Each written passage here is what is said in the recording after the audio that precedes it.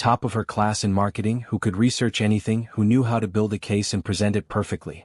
And I had 24 hours to destroy both their lives the same way they destroyed mine. The laptop screen glowed in the dark office. I opened Trevor's email, knowing his password because he'd never bothered to hide it from me. Why would he? I was just his wife, sitting at home, cooking his dinners, being convenient and boring. The first email from Gabrielle was dated 8 months ago. 8 months of lies. 8 months of "I love you," while he was saying the same words to someone else. I opened a new document and started taking notes. Names, dates, locations. Every hotel receipt. Every romantic message. Every photo he'd saved of her. And then I found the most important piece of information. Gabrielle's full name. Gabrielle Patterson. I switched to social media, typed in her name, and there she was. Pretty, smiling in her profile picture. And right there, in a photo from 3 years ago, a wedding picture. Gabrielle and Nathan Patterson, looking happy on their wedding day. Nathan Patterson. Her husband. The man who had no idea his wife was spending her Tuesday and Thursday evenings in hotel rooms with my husband. I clicked on Nathan's profile. He worked in construction management. He posted photos of job sites, of a rescue dog named Cooper, of his wife at restaurants and on vacation. Recent photos showed him smiling next to Gabrielle, his arm around her waist. My hands hovered over the keyboard. Trevor thought he was giving me an ultimatum. He thought he had all the power. But I just found mine. I had 24 hours, but I didn't need that long. I needed maybe 4 hours to gather everything, organize it perfectly, and send it to Nathan Patterson with a message he couldn't ignore. Because Trevor was right about one thing: I did need to make a choice. But it wasn't the choice he thought he was giving me. The clock on Trevor's laptop showed 7:47 p.m. I could still hear the shower running upstairs. He liked long showers, especially after stressful days. I wondered how many of those showers had been washing off traces of Gabrielle. I pushed the thought away. Anger wouldn't help me right now. I needed to be cold, calculated, thorough. I created a new folder on the desktop and named it Evidence. Then I started from the beginning, going through every email in Trevor's inbox from the past year. I sorted by sender, looking for anything from Gabrielle Patterson or her email address, which I'd found through her photography business website. The first email was dated February 14th. Valentine's Day. 8 months ago. It was friendly, professional even. She'd met Trevor at a photography workshop, and they'd exchanged information about camera equipment. Nothing suspicious. But then I found the next one 3 days later. It was great talking with you after class yesterday. Want to grab coffee this weekend and show me those hiking trails you mentioned? I screenshotted and saved it to the folder. The emails got more personal over the next few weeks. Coffee turned into lunch. Lunch turned into a hike together. By March, the messages were different. I can't stop thinking about our conversation yesterday. My husband never wants to talk about anything deeper than sports and work. Trevor's response: I know what you mean. Simone is great, but sometimes I feel like we're roommates instead of partners. Roommates. That's what he'd called us. While I was at home researching fertility specialists and planning romantic dinners, trying to save our marriage that I didn't even know was broken. I took more screenshots. Each one felt like a small piece of armor I was building around myself. By April, they'd crossed a line. I kissed her today, Trevor had written to his best friend Jerome in an email. I know it's wrong, but it felt right. Gabrielle makes me feel like myself again. Jerome had responded, man, be careful. You're playing with fire. Trevor's reply, some fires are worth the burn. I saved that one too. My hands weren't shaking anymore. I felt numb, mechanical, like a lawyer building a case. That's what this was really. A case against my husband and his mistress. I moved to Trevor's text messages, which he'd backed up to his computer. Hundreds of messages to Gabrielle, deleted from his phone but preserved here in the cloud backup he probably forgot existed. Room 412 Riverside Hotel. I'll be there at 8. Wear that blue dress I like. Can't wait to taste you again. My stomach turned, but I kept going. I organized the screenshots by date, creating a timeline of their affair. Every Tuesday and Thursday evening for the past 6 months, Trevor had told me he was working late or going to the gym. I believed him because why wouldn't I? I was his wife. I trusted him. The hotel receipts were in his email too. Trevor wasn't even careful about hiding them. He'd saved the confirmation emails, probably never thinking I'd go looking. Riverside Hotel, every week $189 per night. I calculated it quickly, over $9,000 spent on hotel rooms in 6 months. Money from our joint account. Money I'd helped save during the years I did work. I found photos next. Trevor had a hidden folder on his laptop, password protected, but the password was the same as everything else: our wedding date. How ironic. The folder contained pictures of Gabrielle. Some were innocent: her smiling on a hiking trail, holding a coffee cup, standing in front of a sunset. But others weren't innocent at all. Her in lingerie. Her in the hotel room. Her and Trevor together, his arm around her, both of them looking at the camera like they were a real couple. My real couple. My husband.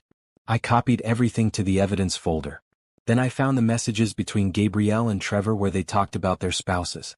Nathan thinks I'm at book club tonight, Gabrielle had texted. He's so clueless. Sometimes I wonder if he'd even notice if I left. Simone won't notice anything, Trevor had replied. She's too focused on baby stuff. It's all she talks about anymore. That message was from 2 months ago. 2 months ago, I'd been crying in the bathroom after another negative pregnancy test, and Trevor had held me and said, "We'll keep trying, baby. It'll happen." It seemed so caring, so supportive. All lies. I heard the shower turn off upstairs. I quickly minimized the windows and opened a recipe website, sitting back in the chair as if I'd just been looking up dinner ideas. As Jordan and his assistants set up food on the small kitchen table, he looked over at Brielle on the couch. His jaw clenched. The woman who had been one of his most dedicated employees, always professional and competent, looked like she'd lost 30 pounds. Her beautiful face was gaunt, her cheekbones too prominent. How had things gotten this bad? Why hadn't she called him? But he knew why. He'd seen the pride in her eyes when he'd had to let her go during the company restructuring. She'd understood it was business, had thanked him for the severance package, and had walked out with her head high. He'd meant to follow up to make sure she'd found something else, but he'd gotten buried in work, and 6 months had passed. 6 months during which Brielle Patterson and her 3 daughters had been slowly starving. The ambulance arrived as the girls were eating. Hope had been right. They ate everything put in front of them. Chicken nuggets, sandwiches, apples, juice boxes, crackers, cheese. They ate with the desperate speed of children who didn't know when the next meal would come. Jordan stayed with the girls as the paramedics examined Brielle. His heart sank as he heard their quiet conversation. Severe malnutrition, dehydration, exhaustion. Blood pressure is dangerously low. We need to transport her immediately. I'm going with her, Jordan said firmly.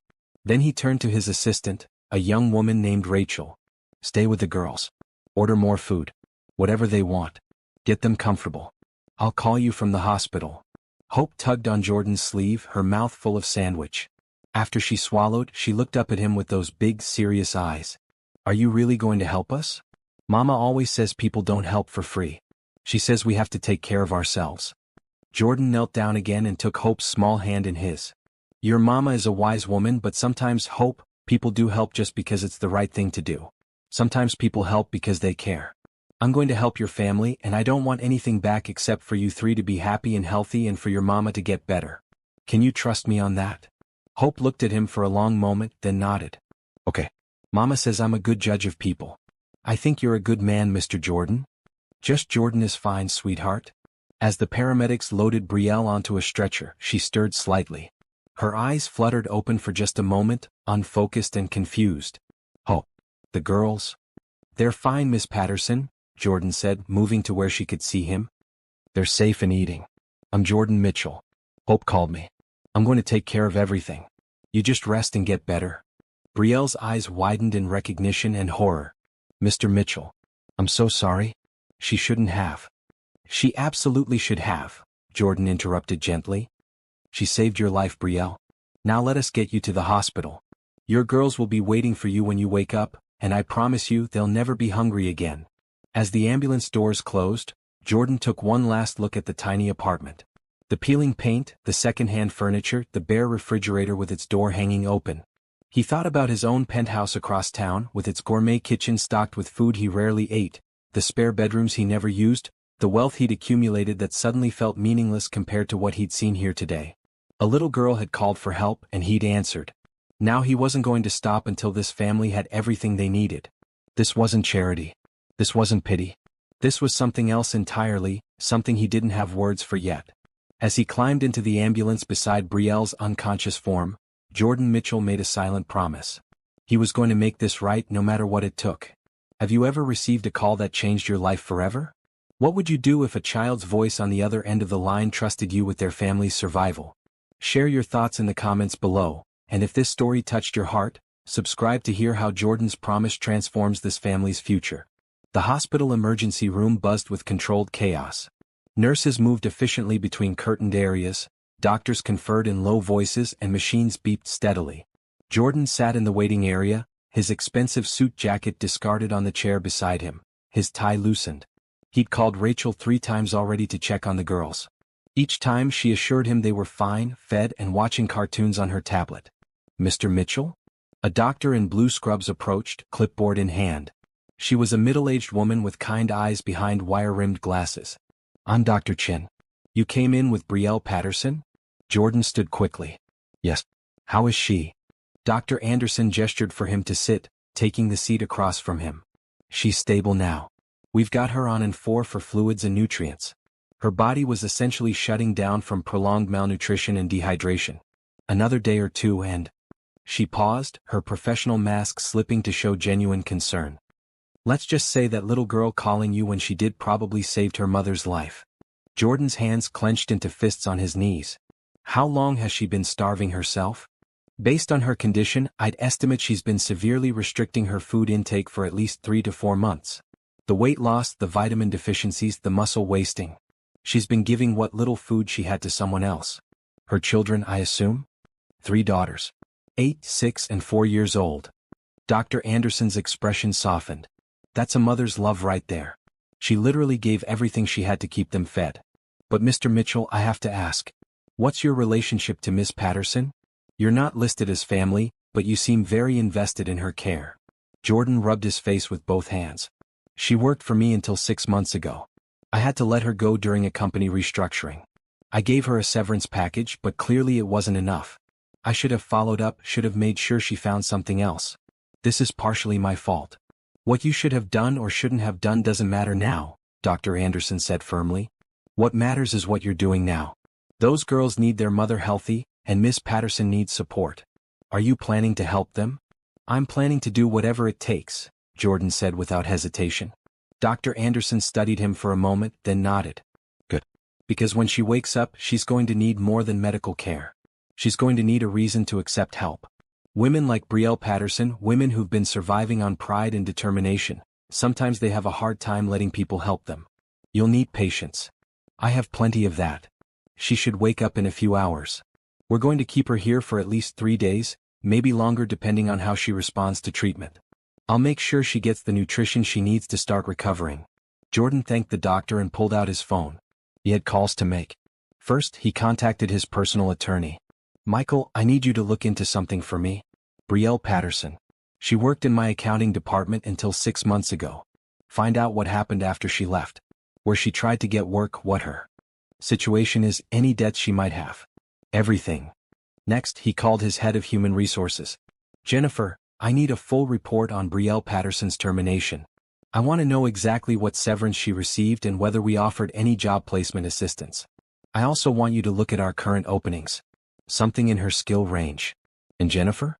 This is priority 1. I want it on my desk by tomorrow morning. Finally, he called Rachel. How are the girls? They're asleep now, Rachel said softly. Hope fought it for a while. She wanted to stay awake until you called about her mom.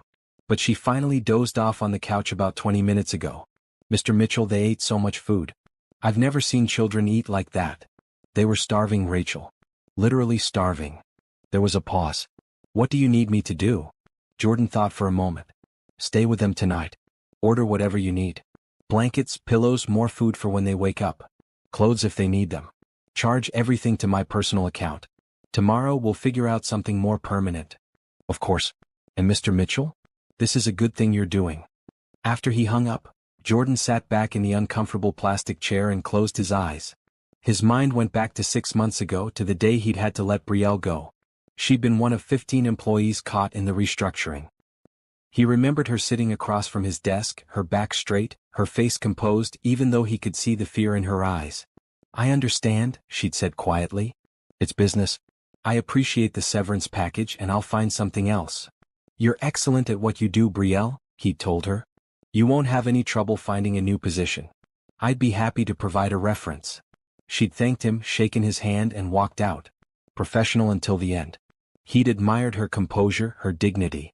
But he should have seen past it to the terror underneath. A single mother with 3 young children, losing her job with no safety net. His phone rang. It was Michael, his attorney, calling back sooner than expected. "Jordan, I did a quick preliminary search. You're not going to like what I found." "Tell me." "After leaving your company, Brielle Patterson applied to 47 jobs over 3 months. She was overqualified for most of them and got rejected. The ones she was qualified for chose younger candidates or people without childcare complications. Her severance ran out about 3 months ago. Since then she's been working odd jobs, mostly cleaning offices at night, but that dried up 2 months ago. She's 3 months behind on rent. Her landlord started eviction proceedings last week. She has medical debt from when her youngest daughter had an ear infection. Her car was repossessed 6 weeks ago. And Jordan? Her husband died 3 years ago. No life insurance. She's been alone this whole time." Jordan felt like someone had punched him in the stomach. "She's been drowning and nobody knew." "Pride is a powerful thing," Michael said. "Some people would rather sink than ask for help. What do you want me to do?" "Pay off the rent. All of it. Cancel the eviction. Pay the medical debt. And Michael? Do it quietly. She doesn't need to know it came from me yet. Make it look like it came from a charity or something." "Jordan, that's not exactly legal without her consent." "Then get her consent when she wakes up. Present it as a done deal that she can't refuse without looking ungrateful. I don't care how you do it. Just make sure when Brielle Patterson leaves this hospital, she doesn't have those debts hanging over her head." Michael sighed. "You're walking a fine line here, my friend. I don't care about lines. I care about 3 little girls who were starving and a woman who nearly died because she was too proud to ask for help from the man who fired her. Fix it, Michael." After hanging up, Jordan stood and walked to the window. The city spread out below him, millions of lights representing millions of lives. How many other people were struggling in silence? How many other children were going to bed hungry while he sat in his penthouse eating takeout he didn't finish? "Mr. Mitchell?" A young nurse approached. "Miss Patterson is starting to wake up. Dr. Anderson thought you might want to be there." Jordan followed the nurse through the emergency room to a private area. Brielle lay in the hospital bed, still looking too thin and fragile, but color had returned to her cheeks. Her eyes fluttered open as he entered, then widened in recognition. "Mr. Mitchell," she whispered, her voice hoarse. "Where are my girls? Are they?" "They're safe," Jordan said quickly, moving to stand beside the bed. "They're at your apartment with my assistant. They've been fed. They're sleeping now. Hope, Faith, and Grace are all fine." Tears spilled down Brielle's cheeks. "Hope called you. I can't believe she—" "Mr. Mitchell, I'm so sorry. She shouldn't have bothered you. This is so embarrassing. I'll find a way to pay you back for whatever you spent." "Stop," Jordan said gently but firmly. "Brielle, listen to me. Your 8-year-old daughter saved your life tonight. She was brave enough and smart enough to ask for help when you wouldn't. There's nothing to be embarrassed about. And you're not paying me back for anything. This isn't a loan. This is me helping someone who needs it." "I can't accept charity," Brielle said, her voice getting stronger even as tears continued to fall. "I've always taken care of my family. We don't need—" "You do need help," Jordan interrupted. "And there's no shame in that. Brielle, you collapsed from starvation. Your children hadn't eaten in 2 days. This isn't about pride or charity. This is about survival. And I'm not asking you if you want help. I'm telling you that you're going to accept it because those 3 beautiful girls in that apartment deserve a mother who's alive and healthy." Brielle closed her eyes, more tears escaping. "I tried so hard. I applied everywhere. I worked every job I could find. But it wasn't enough. The money kept running out faster than I could earn it. And I couldn't let them starve. I couldn't." "You're an amazing mother," Jordan said quietly. "You gave everything you had to protect them. But you don't have to do it alone anymore. Will you let me help you? Please?" Brielle opened her eyes and looked at him. Really looked at him. Past the expensive clothes and the powerful position. She saw something in his face that made her stop arguing. Genuine concern. Real caring. Not pity but respect. "Why?" she whispered. "Why do you care so much?" Jordan pulled a chair close to the bed and sat down. "Because 6 months ago I let you go and I didn't follow up. I didn't make sure you were okay. I don't get to make that mistake and then walk away from the consequences. Because your daughter called me with such trust in her voice, believing I would help. Because those 3 little girls deserve better than what they've been getting. And because—" He paused, surprising himself with what he was about to say. Because nobody should have to face the world alone. You've been alone for 3 years, carrying everything by yourself. That's long enough. Brielle's tears flowed harder now, but she nodded. Okay, I'll accept your help. For my girls. But Mr. Mitchell. Jordan. Please call me Jordan. Jordan. I will pay you back. Someday when I'm back on my feet, I will find a way to pay you back for every penny you spend on us. Jordan smiled. How about instead of paying me back, you promise to help someone else when you're able to? Pass it forward instead of back. Brielle managed a small smile through her tears. Deal. Dr. Anderson entered, checking Brielle's monitors. Good to see you awake, Miss Patterson. Your levels are improving already. We'll keep you here for a few days, get you properly nourished and hydrated. You have a long recovery ahead, but you're going to be fine. When can I see my daughters? Brielle asked. Jordan pulled out his phone. How about right now? He called Rachel. Bring the girls to County General Hospital. Room 347. Their mom is awake and wants to see them. 20 minutes later, 3 small girls rushed into the room, Hope in the lead. They climbed carefully onto the bed, surrounding their mother with hugs and tears and relieved laughter. Jordan stepped back, giving them space, watching the reunion with something warm and unfamiliar in his chest. Hope looked over at him, her serious little face breaking into the first real smile he'd seen from her. Thank you, Jordan. You kept your promise. I always will, sweetheart, Jordan replied. I always will.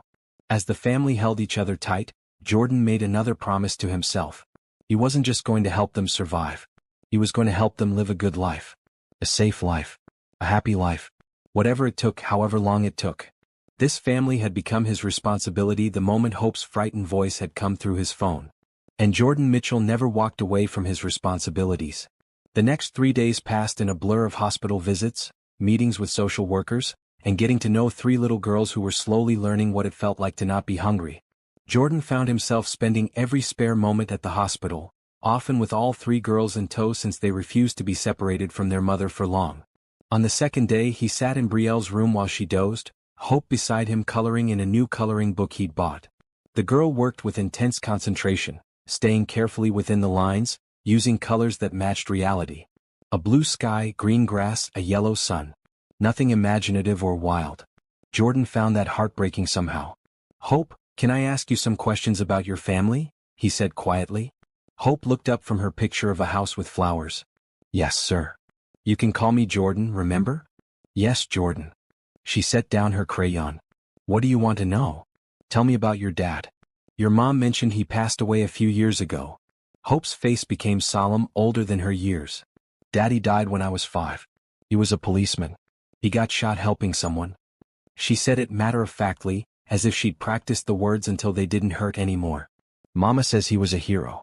Faith doesn't remember him much. Grace never met him. She was still in Mama's belly when it happened. Jordan felt his throat tighten. I'm sorry, Hope. That must have been very hard. It was. Mama cried a lot at first. Then she stopped crying and started working all the time. She said we had to be strong because Daddy would want us to be strong. Hope picked up her crayon again. We've been strong for a long time, Jordan. I'm tired of being strong. You don't have to be strong all by yourself anymore, Jordan said. That's why I'm here. Hope looked at him with those wise, serious eyes. Are you going to leave after Mama gets better? Adults usually leave. No, sweetheart. I'm not going anywhere. Promise? I promise. Hope studied him for a long moment, then nodded and went back to coloring. But this time she picked up a purple crayon and colored one of the flowers purple. Then a pink one. Then orange. The flowers became a rainbow of colors, wild and imaginative. Jordan watched with a lump in his throat, understanding the significance. She was beginning to trust him. Faith and Grace burst into the room then, Rachel trailing behind them with shopping bags. Jordan, Rachel took us shopping. Grace announced, twirling to show off her new red dress. Look, I'm pretty. You're beautiful, Jordan agreed, smiling. All 3 of you are beautiful. Faith, quieter than her younger sister, came over and showed him a book. Rachel bought me this. It's about a girl who becomes a teacher. Like I want to be. That's wonderful, Faith. Will you read it to me sometime? Faith nodded shyly, then climbed up beside Hope to color in her own book. Brielle stirred on the bed, waking up to find her room full of people and noise. She smiled, the first real smile Jordan had seen from her. This is too much, she said, but there was no heat in the words. You're spoiling them. They deserve to be spoiled, Rachel said firmly. Mr. Jordan, gave me a credit card and told me to take them shopping for necessities. We may have gone slightly beyond necessities. Slightly? Brielle looked at the pile of bags. That's more than slightly. Jordan shrugged. They needed clothes that fit. And shoes that don't have holes. And maybe a few toys because they're children and children should have toys. No big deal. It's a very big deal, Brielle said softly. Jordan, this is too much. Remember our agreement? You accept the help graciously and later you pass it forward. That's all I ask. Before Brielle could argue, Dr. Anderson entered for her afternoon check. Everyone out except family. I need to examine my patient. Jordan started to stand, but Brielle reached out and caught his hand. Stay. Please. He sank back into his chair, acutely aware of her hand in his. It was thin, fragile feeling, but her grip was strong. The girls gathered their new things and left with Rachel, arguing good-naturedly about what movie they would watch in the waiting room. Dr. Anderson examined Brielle, checking her vitals, looking pleased. You're responding well to treatment. Your levels are improving faster than I expected. I think we can discharge you day after tomorrow instead of keeping you for a full week. That's wonderful, Brielle said. I need to get home, need to figure out work and... About that, Jordan interrupted. We need to talk about when you leave here. About where you're going and what happens next. Brielle tensed. We're going back to our apartment. I'll figure something out with the rent. Maybe I can talk to the landlord, work out a payment plan. Your apartment has black mold in the bathroom and the heat doesn't work properly, Jordan said bluntly. I went by there yesterday to pick up some clothes for the girls. Brielle, you can't take 3 children back to that place, especially not when you're recovering. It's all I have, Brielle said, her voice cracking. I can't afford anything else. What if you could? Jordan leaned forward. What if I told you I have a property, a small house actually, that's been sitting empty for 6 months? 3 bedrooms, safe neighborhood, close to good schools. What if I offered to let you and the girls stay there while you get back on your feet? Brielle pulled her hand away. I can't accept that. Why not? Because it's too much. Because I can't pay rent on a house. Because I don't want to owe you. You won't owe me anything, Jordan said patiently. The house is empty. It's literally costing me money in property taxes and utilities to keep it empty. You'd actually be doing me a favor by living there and keeping it occupied. And before you ask, yes, it's really empty. My father left it to me when he died. I've been meaning to sell it but haven't gotten around to it. It's just sitting there. This was partially true. Jordan did own the house, inherited from his father. But it wasn't empty. It was rented out. Or rather, it had been until Jordan had paid the tenants handsomely to break their lease early 2 days ago. But Brielle didn't need to know that. I don't know, Brielle said uncertainly. Think about your girls, Jordan pressed. Think about Grace and Faith having their own room. Hope having her own space. A backyard where they can play. A safe neighborhood. Good schools nearby. Don't say no because of pride, Brielle. Say yes because they deserve it. Dr. Anderson cleared her throat. For what it's worth, Miss Patterson, I think you should take him up on his offer. You need a stable, healthy environment to complete your recovery. And those girls need security and routine. Sometimes accepting help is the bravest thing you can do. Brielle looked between them, then closed her eyes. Okay, we'll stay in the house. Temporarily. Until I can find work and save enough for our own place. Temporarily, Jordan agreed, though he had no intention of letting them leave once they were settled. There's one more thing. My HR department has been reviewing your file. We have a position opening up in 2 weeks. Assistant Financial Controller. It's similar to what you did before, maybe a step up actually. The pay is good. Are you interested? Brielle's eyes flew open. You're offering me a job? After everything? I'm offering you the job you should have gotten 6 months ago instead of being let go. You were one of my best employees, Brielle. Losing you was my company's loss. If you want the position, it's yours. Jordan, I don't know what to say. Say yes. Say you'll take the job, live in the house, and let me help you build a life for your daughters where they never have to be hungry or scared again. Brielle's eyes filled with tears. Yes. Yes to all of it. But Jordan, I need you to understand something. I will pay you back. Not with money maybe, but somehow I will make this right. I will be worth the faith you're putting in me. Jordan smiled. You already are, Brielle. You already are. That evening, as Jordan drove home to his empty penthouse, he thought about the past 3 days. About 3 little girls who were learning to laugh again. About a woman who had sacrificed everything for her children. About how good it felt to use his wealth for something that truly mattered. His phone rang. It was his assistant from the office. "Mr. Mitchell, your schedule is backing up. You've missed 3 board meetings and 4 client dinners. The shareholders are asking questions about your absences." "Reschedule everything," Jordan said. "For the next 2 weeks, my priority is getting a family settled into a home and making sure they have everything they need." "Sir, the merger talks with Anderson Industries can wait. Nothing I'm working on is more important than this, Lisa." "Nothing." There was a pause. "Understood, sir. I'll handle the rescheduling." Jordan hung up and realized something. For the first time in years, he was excited about something beyond work. For the first time since his divorce, he felt like his life had real purpose beyond accumulating wealth and building his company. 3 little girls and their brave mother had given him something he'd been missing without even knowing it. They'd given him a reason to care. The day Brielle was discharged from the hospital dawned bright and clear. Jordan arrived early with Rachel and the 3 girls, all of them dressed in their new clothes, excited to finally take their mother home. But not to the old apartment. To the house Jordan had prepared for them. He'd spent the previous day working with a team to make sure everything was perfect. The house had been cleaned from top to bottom. The refrigerator and pantry were stocked with food. Each girl had her own bedroom, furnished with beds, dressers, and toys. Brielle's room had everything she might need, including a comfortable bed and a peaceful space to rest and recover. But as they drove to the house, Brielle sitting in the passenger seat while the girls chattered excitedly in the back, Jordan saw her hands trembling in her lap. She was nervous, he realized. Scared even. "What's wrong?" he asked quietly so the girls wouldn't hear. "This is all happening so fast," Brielle whispered.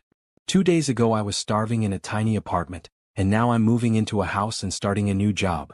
Jordan, what if I can't handle it? What if I fail?" "You won't fail. But what if I do? What if I'm not good enough at the job anymore? What if my health doesn't fully recover? What if?" Jordan reached over and gently squeezed her hand. "Then we figure it out together. You're not alone in this, Brielle. I'm not just handing you a house and a job and then walking away. I'm here. For as long as you need me." She looked at him, searching his face. "Why are you doing this, Jordan? Really? Is it guilt about letting me go?" "At first, maybe," Jordan admitted. "But it's more than that now. Brielle, I've spent the last 5 years building my company, accumulating wealth, working 16-hour days. But for what? What's the point of all that success if I can't use it to make a real difference in someone's life? You and your girls have given me something I didn't know I was missing. Purpose. Connection. Hope, literally and figuratively." Brielle smiled at his joke, then sobered. "I'm afraid of depending on you too much. Of my girls getting attached and then? And then what? You think I'm going to disappear? Brielle, I'm a lot of things, but I'm not a man who breaks promises. Especially not promises to children." They pulled up in front of the house and the girls' excited squeals filled the car. It was a beautiful home, 2 stories with blue siding and white trim, a front porch with a swing, a small but well-maintained lawn, and a tall oak tree in the front yard perfect for climbing. "Mama, look." Grace pressed her face against the window. "It's like the houses in my picture books." "Can we really live here?" Faith asked, her voice full of wonder. "Yes, baby," Brielle said, her voice thick with emotion. "We really can." Hope, always the serious one, looked at Jordan. "For how long?" "For as long as you need," Jordan replied. "There's no time limit. This is your home now." Inside, the girls ran from room to room, shouting with delight. Grace loved her room with its pale yellow walls and the shelf full of stuffed animals. Faith adored the reading nook in her room, complete with a beanbag chair and a bookshelf already stocked with books. Hope's room was decorated in her favorite blue, with a desk for homework and art supplies already organized in drawers. Brielle walked through the house slowly, touching things gently as if afraid they would disappear. The kitchen was spacious and clean, so different from the tiny, broken one in the apartment. The living room had comfortable furniture and a TV. There was even a small office space where she could work if she needed to bring things home. "Jordan, this is too much," she said when they were alone in the kitchen while the girls played upstairs. "This is too expensive, too generous. I can't." "You almost refused, didn't you?" Jordan said. "When you walked through that door, you almost said no." "Yes," Brielle admitted. "My first instinct was to refuse all of this. To say thank you but no thank you. To take my girls and go back to that terrible apartment and figure it out on my own because that's what I've always done. But you didn't. No. Because I looked at my daughters' faces and realized that my pride is not more important than their happiness. Their safety. Their future. Brielle's eyes filled with tears. But Jordan, accepting this much help? It terrifies me. What if I can't live up to your expectations? What if I fail you? Jordan took her hands in his. Brielle, listen to me. You don't have to live up to any expectations except your own. This house, this job, all of it. It's not a test. It's not something you have to earn or prove you deserve. It's simply help offered because you need it and because I want to give it. That's all. Nobody does something like this without wanting something in return, Brielle said softly. I do want something in return, Jordan admitted. She tensed, but he continued. I want to see 3 little girls grow up healthy and happy. I want to see you recover fully and thrive in your career. I want to watch Hope be a kid instead of carrying the weight of her family on her shoulders. I want Faith to become that teacher she dreams of being. I want Grace to stay as joyful as she is right now. That's what I want in return. Nothing more. Brielle studied him for a long moment. You're a very unusual man, Jordan Mitchell. I'll take that as a compliment. She laughed, a real laugh, and the sound was beautiful. It is. Okay. I accept. All of it. The house, the job, the help. I accept it with gratitude and with the promise that I will make you proud of the choice you made to help us. You already have, Jordan said. The next week was a whirlwind of settling in. Jordan came by every day, sometimes with groceries, sometimes with things the girls needed for school, sometimes just to check on them and make sure they were adjusting. He was careful not to overstep, to give Brielle space to be the parent and make decisions, but he was always available when she needed something. He enrolled the girls in the elementary school down the street, a good school with caring teachers. He sat with Brielle at the kitchen table as she filled out paperwork, watching her careful concentration, admiring her determination to do everything right. You're staring, Brielle said without looking up from the form. Sorry? I'm glad you're here. Glad you said yes.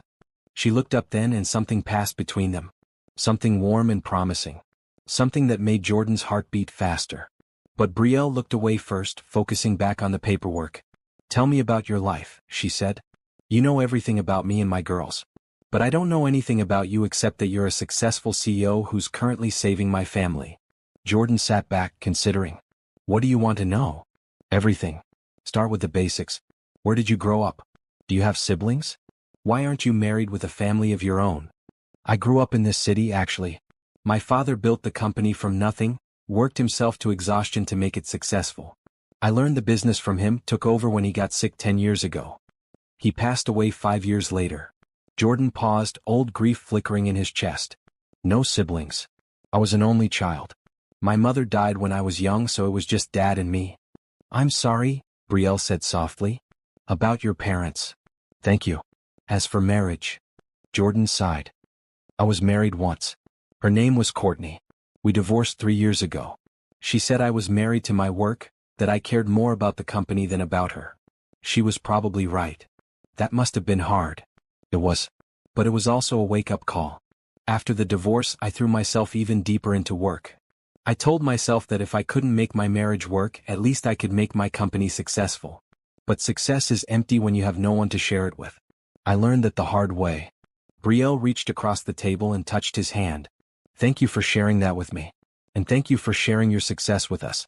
I know you say you're not looking for anything in return, but Jordan, you've given us more than you know. You've given us hope. Hope. That word again. The name of the little girl who had called him and the emotion he'd been missing in his life. You've given me something too, Jordan said. You've reminded me what matters. What's worth working for. What true wealth really means. They sat there in the quiet kitchen, hands touching across the table, while upstairs the girls played and laughed. And Jordan knew with absolute certainty that helping this family was the best decision he'd ever made. If you've ever struggled to accept help when you desperately needed it, you understand Brielle's battle. Sometimes the bravest thing we can do is say yes to kindness. What's your take on accepting help versus maintaining pride? Drop your thoughts below, and don't forget to subscribe to see how this family story continues to unfold. 2 weeks after moving into the house, Brielle started her new job at Mitchell Enterprises. Jordan had arranged for her to begin gradually, just half days for the first week to ease her back into the working world while she continued to regain her strength. The girls were settled into school, thriving in the structured environment and regular meals that came with it. On Brielle's first day, Jordan personally showed her to her office. It was a nice space with a window overlooking the city, far better than the cubicle she'd had before. Her new title, Assistant Financial Controller, came with more responsibility and significantly better pay than her previous position. "This is incredible," Brielle said, running her hand over the polished desk. "Jordan, I don't know how to thank you. Do good work." "That's all the thanks I need," Jordan replied. He gestured to the stack of files on her desk. "These are the accounts you'll be managing. Nothing too overwhelming to start. I want you to get comfortable before we pile on more responsibility." "I won't let you down," Brielle said firmly. "I know you won't."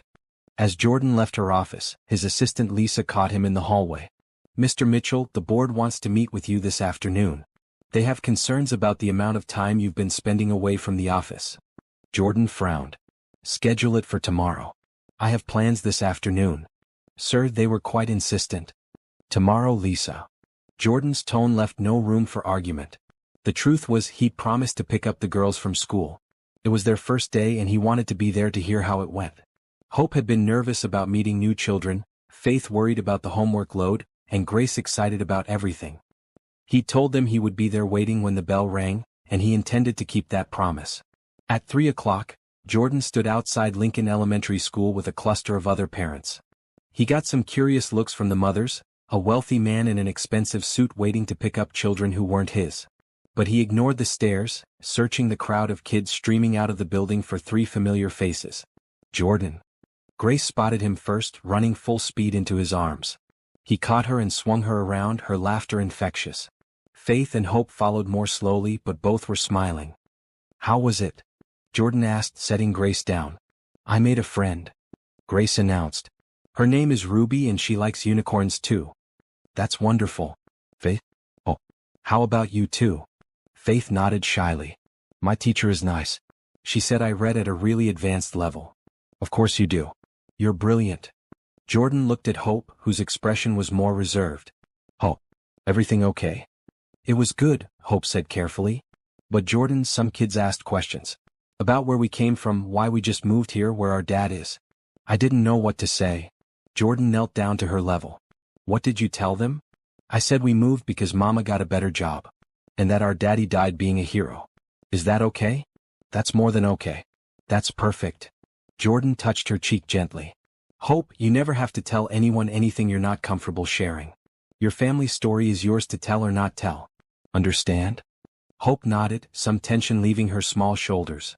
"Can we get ice cream?" "Absolutely. Let's go celebrate your first day." At the ice cream shop, the girls chattered about their day while Jordan listened, fascinated by their different perspectives. Grace was all enthusiasm, describing every detail of her classroom, her teacher, the playground. Faith was more thoughtful, mentioning the books in the library, the science corner, the homework assignments. Hope was cautious, sharing less but observing everything about the other children, the teachers, the social dynamics. "Mama's working today," Hope said suddenly, looking at Jordan. "She was nervous this morning. Is she doing okay?" "She's doing great," Jordan assured her. "Your mom is very good at her job. She's going to be fine." "Will you be there? At the office? In case she needs help?" "Yes, Hope. I'll be there." Hope relaxed, taking another bite of her strawberry ice cream. "Good. Mama tries to be strong, but she needs someone too. Everyone needs someone." Jordan felt something crack open in his chest. This 8-year-old child saw more than most adults. "You're right. Everyone does need someone. And your mom has me now. And you. And Faith and Grace. She has all of us. Do you need someone, Jordan?" Hope asked, those serious eyes studying him. "I think maybe I do," Jordan admitted. "I think maybe I've needed someone for a long time and just didn't realize it." Hope smiled. "Well, you have us now too." When Jordan dropped the girls back at the house where a neighbor was watching them until Brielle got home, Hope hugged him tight. "Thank you for picking us up. Thank you for keeping your promise. Always, sweetheart. Always." Back at the office, Jordan checked on Brielle before heading to his own work. He found her deeply focused on a spreadsheet, her brow furrowed in concentration. She didn't notice him at first and he took a moment to just watch her. She looked healthier now, color in her cheeks, the gauntness gone. She'd put on a little weight though she was still slim. She wore a green blouse that brought out the warmth in her brown skin and made her eyes bright. "How's it going?" Jordan asked from the doorway. Brielle looked up, her face breaking into a smile. "Jordan. It's going well. Really well, actually. I'd forgotten how much I enjoy this work." The complexity, the problem solving. It feels good to be using my brain again. I'm glad. The girls had a great first day too. You picked them up? Brielle's expression softened. Jordan, you didn't have to do that. I could have asked the neighbor. I wanted to. I promised them I would be there. He came into the office and sat across from her desk. Brielle, can I ask you something? Of course. How are you really doing? With all of this? The job, the house, me being in your life so much? I don't want to overstep. I don't want to make you uncomfortable. Brielle set down her pen and met his eyes. You want the truth? Always. I'm terrified, she admitted. Every day I wake up in that beautiful house and I'm afraid it's going to disappear. That I'll wake up back in the apartment with nothing. That this is all a dream. But then I see my girls happy and healthy and I think maybe I can believe it's real. Maybe I can trust that good things can actually happen. It's real, Jordan said. All of it. And it's not going away. And you being in our lives. Brielle paused, choosing her words carefully. It's the most terrifying part because I can see how attached the girls are getting. How much they rely on you already. Hope especially. She looks at you like you're her hero. And if you ever left, Jordan, if you ever decided this was too much or you got bored or... I won't leave, Jordan interrupted firmly. Brielle, I need you to understand something. I'm not playing house here. I'm not doing this on a whim. Your family has become important to me. More important than I expected. More important than anything in my life right now. I'm not going anywhere. But why? Brielle's voice was almost pleading. Why us? Why so much effort, so much care? Jordan, you could have anyone. You could have a family of your own. Maybe I don't want anyone else. Maybe I want. Jordan stopped himself, realizing he was about to say something that would change everything between them. It was too soon. She was still recovering, still adjusting. But the truth sat in his chest, demanding to be acknowledged. Want what? Brielle asked softly. Nothing. Never mind. Jordan stood. You should get back to work. I've distracted you enough. But as he reached the door, Brielle called out, Jordan? Thank you. For everything. But especially for caring about my girls. That means more to me than all the rest combined. They're easy to care about, Jordan replied. Just like their mother. That evening, Jordan found himself thinking about the conversation as he sat alone in his penthouse. For 3 years, this space had been his sanctuary. Quiet, controlled, empty. Now it felt too quiet. Too empty. He found himself missing the noise of 3 little girls, the warmth of Brielle's smile, the sense of purpose that came with being needed. His phone rang. It was Brielle. Jordan? I'm sorry to bother you, but Hope is asking for you. She can't sleep and she's worried you're not going to come back tomorrow. Put her on, Jordan said immediately. A moment later, Hope's small voice came through the phone. Jordan? Are you mad at us? What? No, sweetheart. Why would you think that? Because you left and didn't come back for dinner? We waited for you. Mama made extra food and everything. Jordan's heart constricted. He hadn't realized they'd expected him. Hadn't thought about how his absence might affect them. Hope, I'm not mad. I had work to do. But I'll be there tomorrow, okay? I promise. Do you want to come now? It's not too late. We saved you a plate. Jordan looked around his empty penthouse, at the expensive furniture and the view that suddenly meant nothing. I'll be there in 20 minutes. Really? Really? Go tell your mom I'm coming for dinner. Jordan? Hope's voice got very quiet. I know you're not our dad. I know you don't have to do all this. But I'm glad you do. We all are. Me too, Hope. Me too.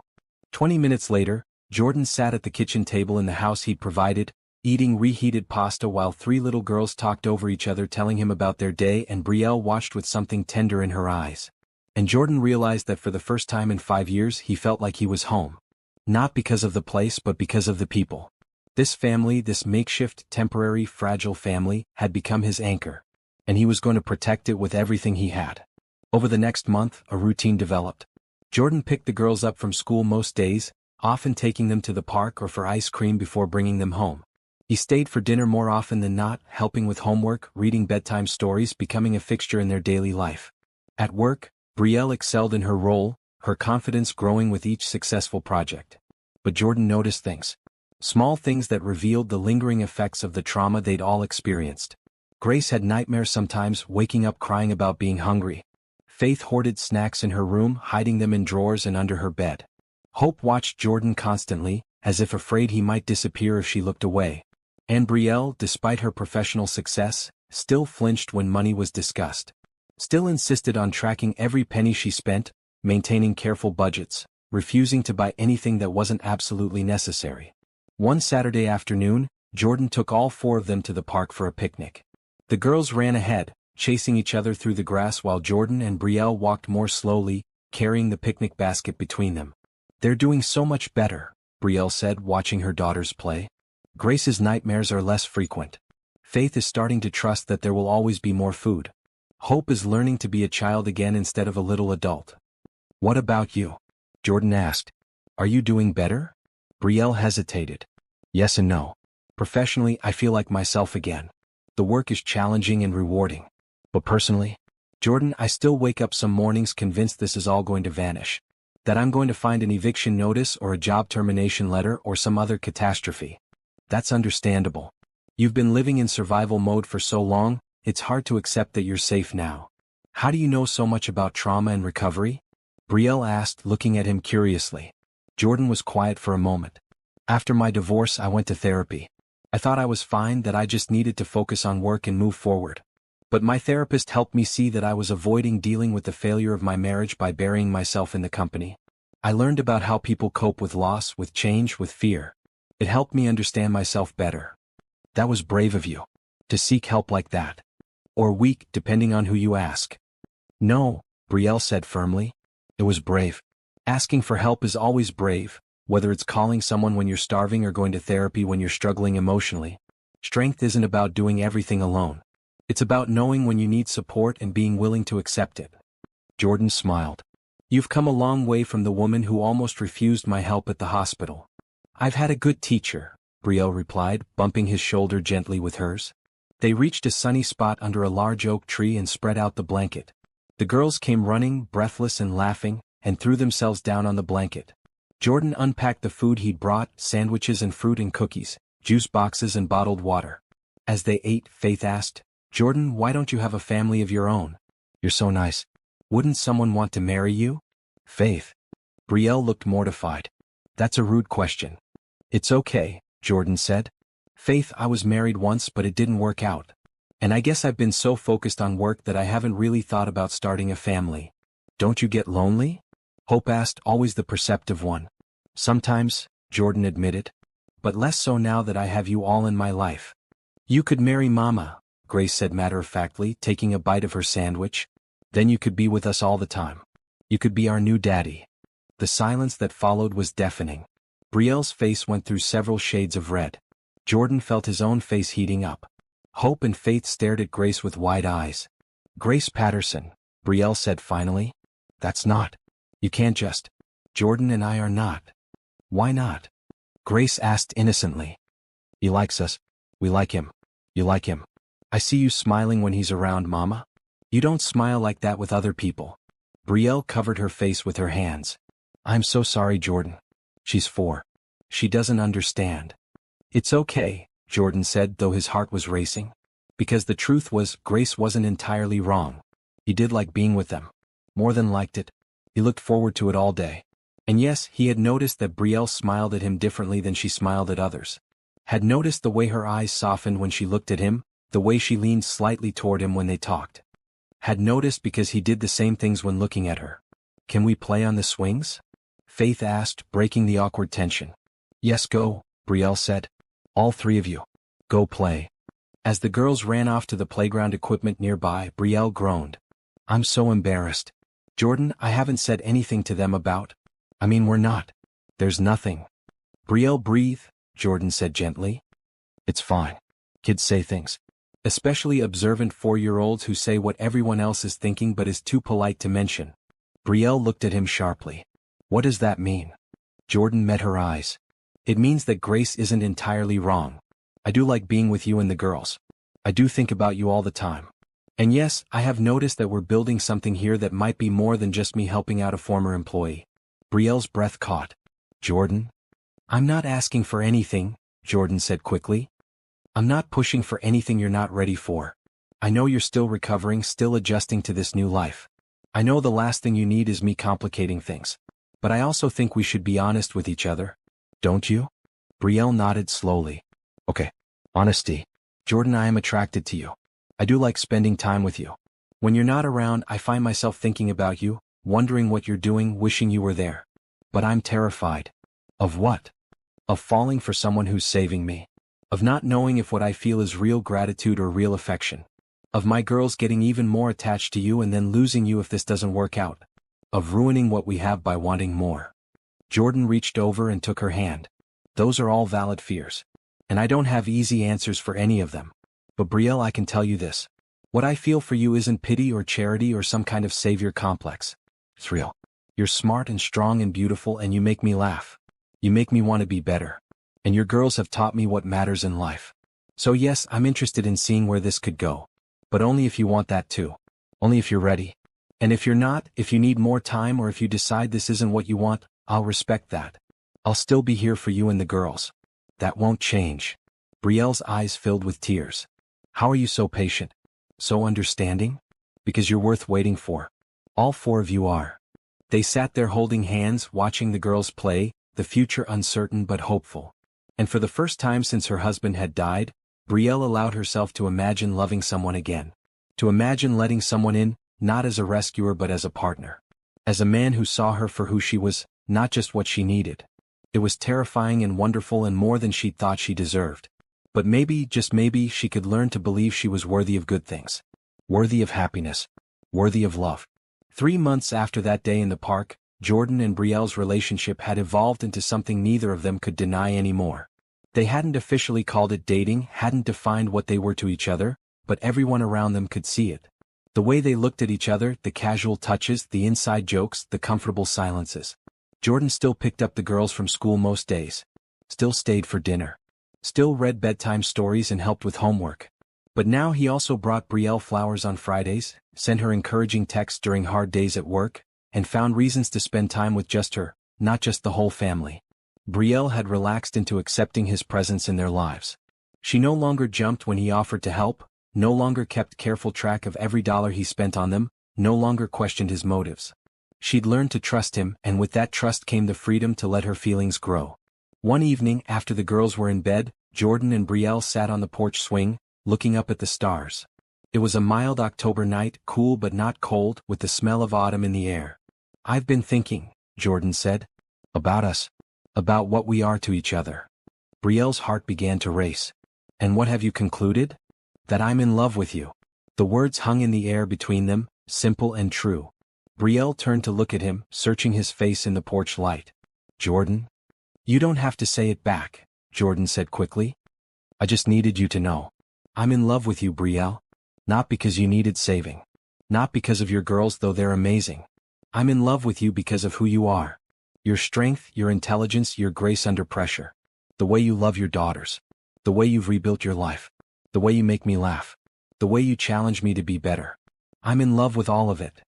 Brielle felt tears streaming down her face. "I'm scared." "I know. What if this doesn't work? What if we try and fail? What if we hurt the girls?" "Those are risks," Jordan acknowledged. "But Brielle, what if it does work? What if we're amazing together? What if we build something beautiful, not just for us but for hope and faith and grace? Isn't that possibility worth the risk?" Brielle looked out at the yard where her daughters played every day. The house that had become their home. The life they'd built together over these months. And she thought about the man beside her, this unexpected blessing who had appeared when she'd needed him most and had stayed when he didn't have to. "I'm in love with you too," she whispered. "I think I have been for a while, but I was too afraid to admit it. Too afraid of needing you even more than I already do." Jordan cupped her face in his hands, his touch gentle. "Brielle, needing someone isn't weakness. It's human. I need you too. I need your strength, your perspective, your presence in my life. We need each other. And that's okay." He leaned in slowly, giving her time to pull away if she wanted to. But she didn't want to. She met him halfway, and when their lips touched, it felt like coming home. Like finding something she'd been missing without knowing she'd lost it. The kiss was tender, sweet, full of promise. When they pulled apart, both were smiling. "So what now?" Brielle asked. "Do we tell the girls? Make this official?" "I think the girls already know," Jordan said, laughing. "Grace has been planning our wedding for months. But yes, let's tell them. Let's make this real. Brielle, I want to be part of this family, not just as a helper or a friend, but as someone who belongs here. Will you let me? Yes, Brielle said. Yes, I will. They told the girls the next morning at breakfast. Jordan had stayed the night, sleeping on the couch as he often did when it got late. They'd made pancakes together, working side by side in the kitchen with an ease born of months of practice, and called the girls down. We have something to tell you, Brielle said once everyone was seated. She looked at Jordan and he took her hand, lacing their fingers together on top of the table. What is it? Hope asked, her eyes going between them. Jordan and I we're together now, Brielle said. Like boyfriend and girlfriend. Finally, Grace exclaimed, throwing her hands in the air. I've been waiting forever. Faith smiled. I'm happy for you, Mama. You deserve to be happy. Hope was quiet, studying them both. Finally she said, Jordan, does this mean you're going to be around forever? Or are you going to leave like some people do? Jordan leaned forward, looking Hope directly in the eyes. Hope, I can't promise that nothing will ever go wrong or that life won't throw us challenges. But I can promise you this. I love your mother. I love you and your sisters. And I'm committed to this family for the long haul. I'm not going anywhere unless you all want me to go. We don't want you to go, Hope said firmly. Ever. Then I'm staying. Deal? Hope nodded. Then, to everyone's surprise, she got up from her chair, walked around the table and hugged Jordan. Thank you for saving us. Thank you for loving Mama. Thank you for being here. Jordan hugged her back, his eyes stinging with tears. Thank you for calling me that night, sweetheart. Thank you for trusting me. As the family finished breakfast together, laughing and planning their day, Jordan looked around the table and felt something he'd never experienced before. Complete contentment. Total peace. This was what happiness felt like. Not success, not wealth, not achievement. But love. Family. Belonging. He caught Brielle's eye across the table and saw the same emotion reflected in her face. They'd both been alone for so long, carrying burdens they thought they had to bear by themselves. But they'd found each other, and in doing so, they'd found a future neither had dared to imagine. That afternoon they went to the park together, all five of them. Jordan pushed Grace on the swings while Faith read on a bench and Hope challenged her mother to a race across the playground. Other families smiled at them, seeing what they saw. A complete family, happy and whole. Later, as they walked home, Jordan's phone rang. It was Lisa from the office. Mr. Mitchell, the board is insisting on a meeting on Monday. They're concerned about your decreased presence at the office. Some of them are questioning your commitment to the company. Jordan looked at Brielle, at the girls walking ahead of them, at the life he'd built over these months. Tell the board I'll be there Monday morning. But Lisa, my commitment to this company has never been stronger. It's just that now I remember why I built it in the first place. Not to accumulate wealth or power, but to build something meaningful. Something that matters. And I can tell you right now, nothing matters more than this family. He hung up and squeezed Brielle's hand. Work stuff. Nothing important. Jordan, if you need to. I don't need to do anything except be here with you. The work will be there on Monday. Right now, I'm exactly where I need to be. As they reached the house, Hope ran back to them. Can we make dinner together? All of us. Absolutely, Jordan said. What should we make? Something celebratory, Faith suggested. Because this is a special day. Every day is special now, Grace said wisely. And she was right. Every day was special. Because they were together. Because love had found them when they least expected it. Because kindness had bloomed into something beautiful and real and lasting. This was their beginning. Not the desperate phone call or the hospital stay or the move into the house. This moment of choosing each other, of building a family not through biology but through love. This was where their real story began. 6 blissful weeks, everything was perfect. Jordan and Brielle's relationship deepened, the girls thrived, and life settled into a comfortable routine.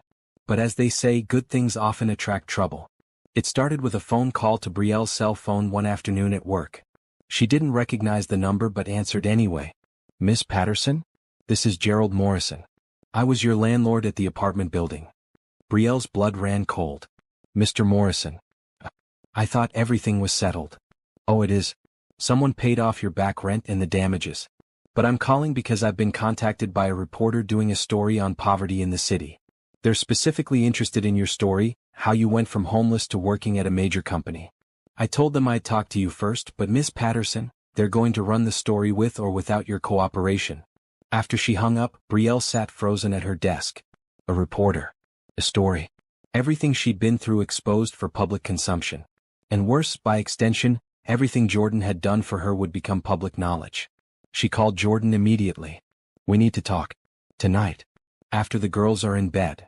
Jordan arrived at 7, concern written all over his face. Once the girls were settled upstairs, he and Brielle sat in the living room. "What's wrong?" Jordan asked. Brielle explained about the reporter. "Jordan, they're going to make it into some kind of feel-good story. Poor woman saved by rich CEO. I know what these articles look like. They'll paint me as helpless and you as some kind of saint. It's going to be humiliating. We can refuse to comment. It won't matter. They'll write it anyway. And once it's out there, everyone will know. Your board, your employees, my coworkers. People will question whether I got my job through merit or through other means." Brielle's voice broke. "They'll say I'm only with you because of your money." Jordan reached for her hand. "Brielle, we know the truth. That's what matters." "Is it?" "Jordan, your reputation matters. Your company's reputation matters. What if this affects your business? What if people think you're playing favorites, giving jobs to women you're involved with?" "Then they'd be idiots," Jordan said firmly. "You earned your position. You're excellent at your job. Everyone knows that." Before Brielle could respond, the doorbell rang. It was late for visitors, almost 9 o'clock. Jordan answered it to find a woman standing on the porch. She was in her 40s, perfectly dressed in an expensive suit, blonde hair styled impeccably. Jordan's face went white. "Courtney, what are you doing here?" Brielle came to the door, and the woman looked her up and down with barely concealed disdain. "So it's true," Courtney said. "You really are playing house with some woman and her kids. Jordan, can we talk? Privately?" "No," Jordan said flatly. "Whatever you have to say you can say in front of Brielle. She's my girlfriend." Courtney laughed, but it wasn't a pleasant sound. "Your girlfriend? Jordan, do you have any idea how this looks? The wealthy CEO and his charity case? People are talking. It's all over the social circles. Jordan Mitchell's midlife crisis. How he's been seen taking kids to school, playing daddy to some woman's children. Those people can say whatever they want," Jordan replied. "My personal life is none of their business." "It becomes their business when it affects your company," Courtney shot back. "I still have friends on your board, Jordan. They're concerned. They're saying you've lost focus, that you're spending more time with your new family than running the company that employs thousands of people." Brielle felt sick. This was exactly what she'd feared. That Jordan's help would come at a cost. That their relationship would harm him. "Courtney, I think you should leave," Jordan said coldly. "I'm trying to help you," Courtney insisted. "Jordan, we were married for 5 years. I know you. You have a savior complex. You see someone in need and you dive in to fix their life. That's what happened here, isn't it? You felt guilty about letting her go, so you went overboard trying to make it right. But you can't build a real relationship on that foundation. Eventually, you'll realize you were just trying to assuage your conscience, and then what? You'll break her heart and those kids' hearts." "That's not what this is," Jordan said, but there was a flicker of doubt in his eyes that made Brielle's heart sink. "Isn't it?" Courtney turned to Brielle. "Has he told you about the others? The employees he helped over the years? The single mother he got a better job 3 years ago? The young man whose college tuition he paid? Jordan has a pattern of this. He helps people, gets emotionally invested, then moves on to the next cause." "Get out," Jordan said, his voice shaking with anger. "Get out of this house now, Courtney." After she left, an awful silence filled the room. Brielle couldn't look at Jordan. "Brielle," Jordan started. "Is it true? Have you done this before? Helped people this extensively?" "Yes," Jordan admitted. "I've helped other employees over the years. But Brielle, it's not like she made it sound. I didn't get emotionally involved with any of them. I didn't fall in love with any of them. This is different." "How do you know?" Brielle asked, tears streaming down her face. "How do you know this isn't just another case of you trying to fix someone's life? Jordan, maybe Courtney is right. Maybe what you feel for me is just guilt and some kind of savior complex. That's not true.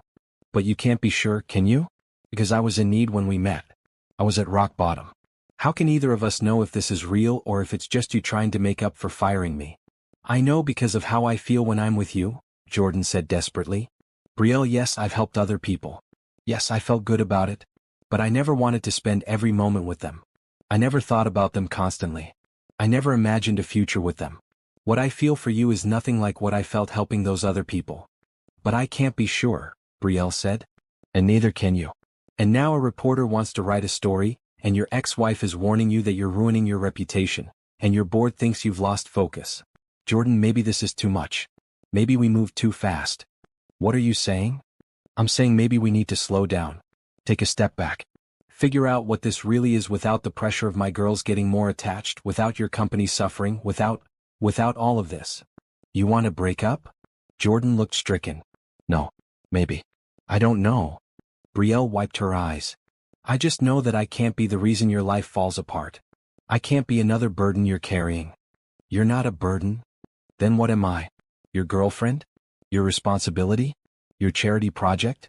Jordan, I don't even know anymore. And the worst part is, maybe Courtney is right. Maybe you don't either. Jordan stood there looking lost. Brielle, please.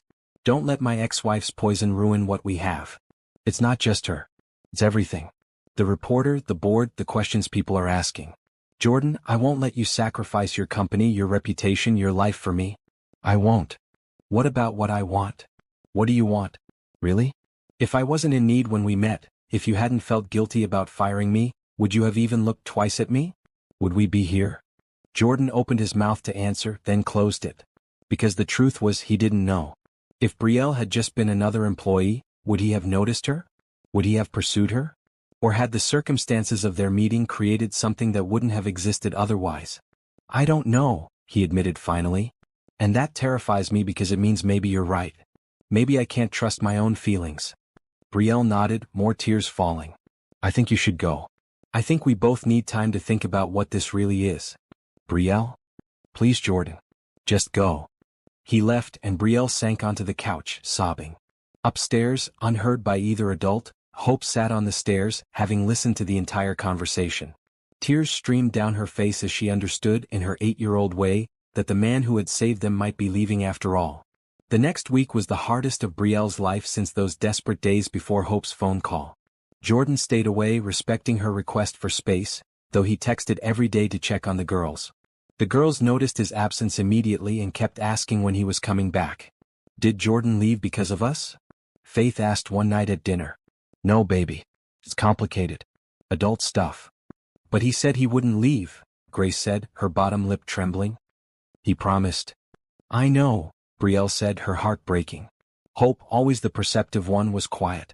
But Brielle saw the fear in her daughter's eyes, the old wariness coming back. Her little girl who had finally learned to trust was learning that people leave after all. At work, Brielle threw herself into her job, trying to prove that she'd earned her position through merit, not favoritism. She worked late, took on extra projects, and avoided Jordan's office.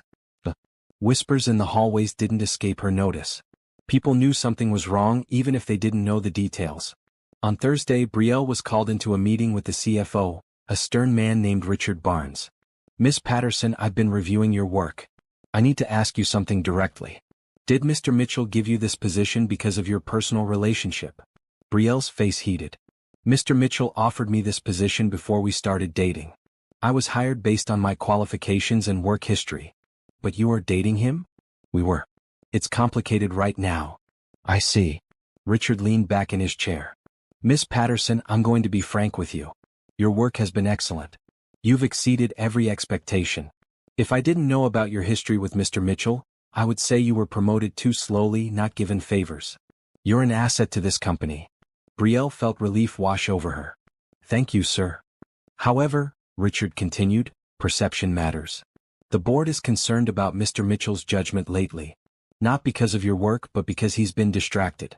Meeting attendance has been down, decision-making delayed. If your relationship with him is causing this distraction, it becomes a company problem. I understand, Brielle said quietly. Do you? Because from where I sit, it looks like a good man and a talented woman are both miserable because they're trying to do the right thing. And I'm not sure either of you knows what the right thing actually is anymore. Brielle looked up sharply. Sir? Go talk to him, Miss Patterson. Figure out what you want, what he wants, what's real and what's fear. Because this limbo you're both in isn't helping anyone, least of all your children. That evening, as Brielle was making dinner, there was a knock at the door. She opened it to find Faith's schoolteacher, Mrs. Rodriguez. Miss Patterson, I'm sorry to come unannounced, but I'm concerned about Faith. She's been very withdrawn this week. Today she mentioned that she's worried Jordan won't come back. I wanted to check in and see if everything is okay at home. Brielle felt a wave of guilt. We're going through a difficult time. But we're okay. I'll talk to Faith. After Mrs. Rodriguez left, Brielle found Faith in her room, curled up on her bed with a book but not reading it. "Baby, Mrs. Rodriguez told me you're worried about Jordan." Faith looked up with tear-filled eyes. "Is he coming back, Mama? Did we do something wrong?" "No, sweetheart. You did nothing wrong. This is between Jordan and me. But he loves us, doesn't he?" "He said he did." "Yes, baby. He does love you. He loves all of you very much." "Then why isn't he here?" "Love means you stay. That's what you always told us about Daddy. That even though he's gone, his love stays with us. Jordan's still alive. He could be here if he wanted to." Brielle had no answer to that. She just held her daughter and let her cry. That night, after the girls were finally asleep, Brielle sat on the porch and thought about everything that had happened. She thought about Richard's words, about Faith's tears, about Hope's returning fear, about Grace's confusion. And she thought about Jordan, about his patience and kindness, about the way he looked at her, the way he showed up day after day, not because he had to but because he wanted to. And she realized something. She'd been so afraid of being a burden, so worried about whether his feelings were real, that she hadn't stopped to examine her own feelings. Did she love him? Yes, completely. Did she trust him? Yes. With her life, with her children. Did she believe he would stay? She wanted to. She needed to. But more than that, she needed to stop being afraid. Courtney had weaponized Brielle's own insecurities against her. The questions about whether Jordan's feelings were real, whether Brielle deserved his love, whether they were moving too fast. These weren't Courtney's concerns. They were Brielle's own doubts reflected back at her. And suddenly Brielle understood. She'd been testing Jordan, waiting for him to prove he was real, waiting for him to fail like she expected everyone to eventually fail her. But that wasn't fair to him. And it wasn't fair to her girls who had learned to love him and needed him in their lives. She pulled out her phone and called him. He answered on the first ring. "Brielle? I'm sorry," she said. "I'm so sorry, Jordan. I let my fear and my doubts ruin what we had. I let Courtney get in my head. But I've been thinking and I realized something. I don't need to know if you would have loved me under different circumstances. Because these are the circumstances we have. We met when I was desperate, yes. But you stayed when I wasn't desperate anymore. You're here because you want to be, not because I need you to be." "I do want to be there," Jordan said, his voice thick with emotion. "I've been miserable this week, Brielle. Absolutely miserable.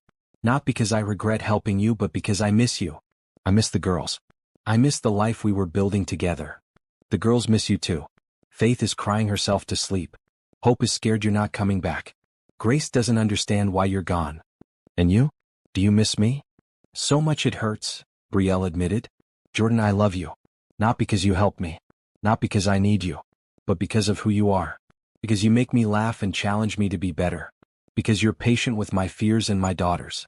Because you show up, every day, not just when it's easy but when it's hard too. I love you. And I'm sorry I doubted us." "Can I come over?" Jordan asked. "Right now?" "Yes, please." 20 minutes later, Jordan was at the door. Brielle opened it and they just looked at each other for a moment. Then Jordan stepped inside and pulled her into his arms. "I love you," he murmured into her hair. "I've been going crazy without you. I love you too. I'm so sorry." They stood there holding each other until they heard small feet on the stairs. Hope appeared, rubbing her eyes. "Jordan," she said tentatively. "You came back." "I came back, sweetheart. And I'm not leaving again. I promise." Hope ran to him and Jordan scooped her up in one arm while keeping the other around Brielle. "I missed you," Hope said. "I missed you too, all of you." Within minutes, Faith and Grace appeared, and soon Jordan was buried under 3 little girls, all talking at once, all expressing their relief and joy that he was back. "Girls," Brielle said gently, "it's late. Back to bed. Jordan will be here in the morning. Promise?" Grace asked. "I promise," Jordan said. "In fact, I'm not going anywhere ever again. If your mom will have me, I want to be part of this family permanently." The girls squealed and hugged him again before reluctantly going back upstairs. Once they were alone, Jordan turned to Brielle.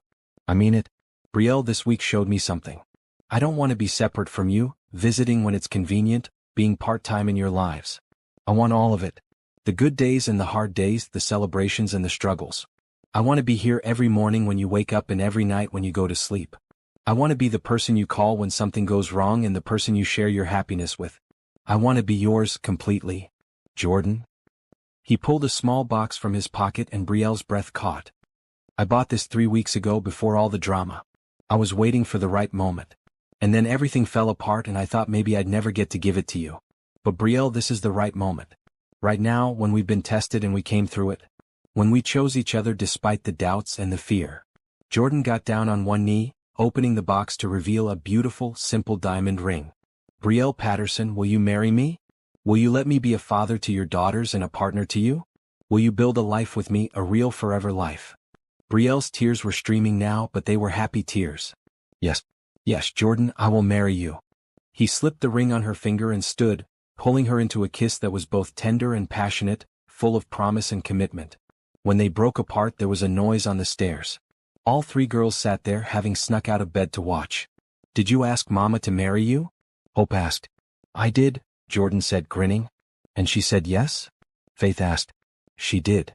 Grace let out a whoop of joy. Finally. I've been waiting forever.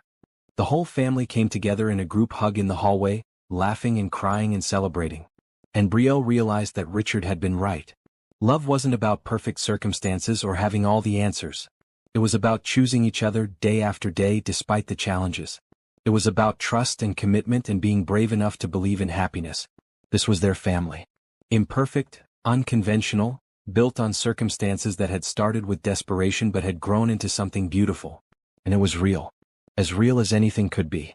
6 months later, on a beautiful spring day, Jordan and Brielle stood in the backyard of their house surrounded by family and friends. The girls stood beside their mother as bridesmaids, wearing matching lavender dresses that they'd picked out themselves. Jordan's employees were there, many of whom had come to love the family they'd heard so much about. Even a few of Brielle's co-workers had come, including Richard Barnes, who watched with approval. The ceremony was simple but perfect. When it came time for the vows, Jordan spoke first. Brielle, 6 months ago, a scared little girl called me asking for help. I answered that call thinking I was just doing a good deed, helping out a former employee in crisis. But what I got was so much more than I could have imagined. I got a family. I got love. I got purpose and meaning and a reason to remember what's truly important in life. You and your daughters have changed me in the best possible ways. I vow to be the husband you deserve and the father these girls need. I vow to show up every day in good times and bad. I vow to love you, honor you, and stand beside you for all the days of my life. Brielle's voice was thick with emotion as she said her vows. Jordan, you came into our lives when we were at our lowest point. You could have written a check and walked away. But you didn't. You stayed. You showed up day after day. You loved my daughters as if they were your own. You saw me, truly saw me, not just as someone in need but as a woman worthy of love and respect. You've given us more than just material comfort. You've given us hope. You've given us a future. You've given us a family. I vow to be your partner in all things. I vow to support your dreams as you've supported mine. I vow to love you fiercely and completely for the rest of our lives. When they exchanged rings and were pronounced husband and wife, the girls cheered louder than anyone. As Jordan and Brielle kissed, Hope turned to her sisters and said, "We have a daddy now. A real daddy." The reception was held in the backyard under twinkling lights strung between the trees. There was music and dancing, food and laughter. At one point, Jordan danced with each of the girls, twirling them around the makeshift dance floor as they giggled and beamed. Later, Hope approached the microphone. She'd asked to give a speech, and both Jordan and Brielle had agreed, curious about what their serious 8-year-old had to say. "Hi everyone," Hope said, her voice clear despite her nervousness. "My name is Hope Patterson. Well, Hope Mitchell now, I guess." This got a laugh from the crowd. 6 months ago, I did the scariest thing I've ever done. I called a stranger and asked for help. My sisters and I were hungry and Mama was sick and I didn't know what else to do. So I called the first number in Mama's phone, and Jordan answered. Hope looked at Jordan, who was watching her with tears in his eyes. I didn't know if he would help us. I didn't know if he would care. But he did. He came right away and he's been coming every day since then. Jordan, you saved us. Not just with food and a house and money but with love. You taught us that family isn't just about blood. It's about choosing to show up for each other. It's about keeping promises. It's about love. The crowd was silent, many people wiping their eyes. Mama always told us that Daddy, our first daddy, was a hero. And he was. But Jordan, you're a hero too. You're my hero. And I'm so glad you married Mama and became our forever daddy. Hope started to leave the microphone but then turned back. Oh, and everyone should know that Mama makes really good pancakes and Jordan does funny voices when he reads bedtime stories and Grace snores and Faith knows everything about everything and we're really happy. That's all. As Hope returned to her seat, There wasn't a dry eye in the house. Jordan got up and hugged her tightly. "Thank you, sweetheart. That was beautiful." Later that evening, as the party wound down and the girls dozed in chairs while adults chatted, Brielle found a quiet moment with Jordan. "Did you ever imagine that night when Hope called that we'd end up here?" she asked. "No," Jordan admitted. "I thought I was just helping out a family in crisis. I didn't imagine falling in love. I didn't imagine becoming a husband and father. But Brielle, this is the best thing that's ever happened to me. Bar none. Even better than building a successful company? The company is just money and buildings and contracts. What we have, this is real. This is what matters." Jordan pulled her close. "And you know what the crazy thing is? I think I needed you just as much as you needed me. I was living half a life, going through the motions, thinking success was enough. But it wasn't. I needed love. I needed family. I needed purpose beyond profit margins and board meetings. You gave me that. So we saved each other," Brielle said softly. "We did." They watched their girls sleeping peacefully, secure in the knowledge that they were loved and safe. Hope had her head on Faith's shoulder, Faith had her hand on Grace's arm, all three connected even in sleep. "They're amazing," Jordan said. "Those three little girls. Hope with her bravery, Faith with her wisdom, Grace with her joy. They're the best parts of both of us." "They're ours," Brielle said. "All three of them. Yours and mine. A family." As the last guests left and they carried their sleeping daughters up to bed, Jordan reflected on the journey that had brought them here. A desperate phone call. A conscious choice to help. Days and weeks and months of showing up, of choosing each other, of building trust and love. He thought about his ex-wife's accusation, that he had a savior complex. Maybe there was some truth to that. Maybe he did feel compelled to help people. But what Courtney had missed was that this wasn't about him saving Brielle. It was about two people saving each other. About finding in each other what they'd both been missing. Later, as he and Brielle finally crawled into bed in the quiet house, exhausted but happy, Brielle said, "Jordan, there's something I need to tell you." "What's that?" "I'm paying you back. Not with money but the way you asked me to. Remember? You said when I was able, I should help someone else." "I remember. I've been volunteering at a shelter for homeless families. Just a few hours a week, helping women fill out job applications, practice interviews, navigate the system. I'm using what I learned from our journey to help others." Jordan's heart swelled with pride. "Brielle, that's incredible. And there's more. I want to start a nonprofit. Something that helps families in crisis, provides emergency support, job training, childcare. Something that gives people what you gave us. Hope. A chance. A way forward. I think that's a wonderful idea. And I want to help. However you need me." "Jordan, that could cost a lot of money." "Brielle, I have a lot of money. And there's nothing I'd rather spend it on than helping people the way we were able to help your family. Let's do this together. Build something that matters." They talked late into the night about plans and dreams, about the nonprofit they would build, about the families they would help, about the legacy they wanted to leave. And as they finally drifted off to sleep, Jordan realized that Hope had been right in her speech. This wasn't just about one man helping one family. This was about how a single act of compassion could ripple outward, creating waves of good that would touch countless lives. Because Brielle would help others, who would in turn help others, and the cycle would continue. One phone call. One choice to answer. One decision to keep showing up. That's all it had taken to change everything. 6 months ago, a little girl had called Jordan and said she needed help. Today they were a family. Not because of obligation or guilt or charity, but because of love. Real, deep, lasting love that had grown from kindness into something unbreakable. As Jordan held his wife and listened to the soft sounds of his daughters sleeping down the hall, he whispered a silent thank you to whatever force in the universe had made sure he answered that call. That had given him this family, this love, this life. Hope had called asking for help, but in doing so, she'd given Jordan the greatest gift he'd ever received. A reason to believe in goodness. A reason to hope. A family to love. Forever had begun today. And it was more beautiful than he ever could have imagined. 1 year later, Jordan and Brielle stood in front of a new building in downtown. The sign over the door read Hope's Haven, in bright blue letters. Inside, the nonprofit they'd built together was already serving its first families, providing emergency housing, job training, childcare, and support to people in crisis. They'd named it after Hope, the brave little girl whose phone call had started it all. She stood beside them now, age 10, holding the ceremonial ribbon they were about to cut. "Ready, Hope?" Jordan asked.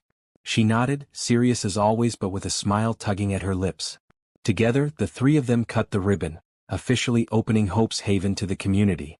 Inside, families who'd been where the Pattersons had been 6 months or a year or 2 years ago received help. Not just money but support, guidance, hope, a path forward. And as Jordan watched Brielle interact with the families, offering advice and encouragement, sharing her story and giving others the courage to accept help, he knew they'd found their purpose.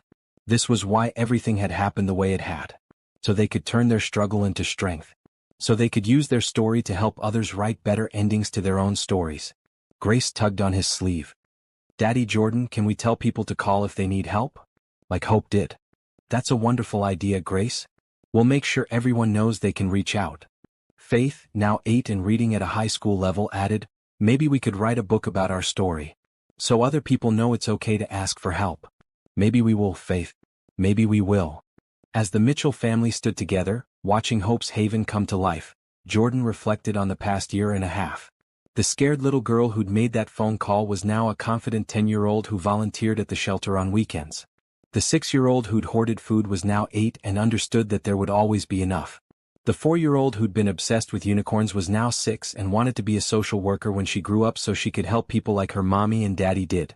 And Brielle, the woman who'd collapsed from starvation, who'd been too proud to ask for help, was now a thriving executive and nonprofit founder, using her experience to make a difference in countless lives. "What are you thinking?" Brielle asked, sliding her hand into his. "I'm thinking about how a single phone call changed everything. How one moment of courage and compassion can create ripples that touch so many lives. I'm thinking about how grateful I am that I answered when Hope called." "Me too," Brielle said. "Every single day I'm grateful for your kindness, for your willingness to see past the crisis to the people underneath, for loving us when we needed it most and continuing to love us now that we don't need rescuing anymore." "You never needed rescuing," Jordan said. "You needed support. There's a difference. You were always strong, Brielle. You just needed someone to stand beside you while you fought your way back." She leaned her head on his shoulder as they watched their girls helping to welcome families into Hope's Haven. "We're going to help a lot of people here. We are. And it's going to be amazing." As the afternoon sun streamed through the windows of Hope's Haven, lighting up the faces of people who were beginning to believe that better days were possible, Jordan knew one thing with absolute certainty. This was what success really looked like. Not buildings and bank accounts but lives changed, families saved, hope restored, love multiplied. And it had all started with a scared little girl, an empty refrigerator, and a phone call that neither the caller nor the recipient would ever forget. Hope. The name, the emotion, the foundation of everything they'd built. That's what happened when you answered the call. When you chose kindness. When you let love lead. Magic.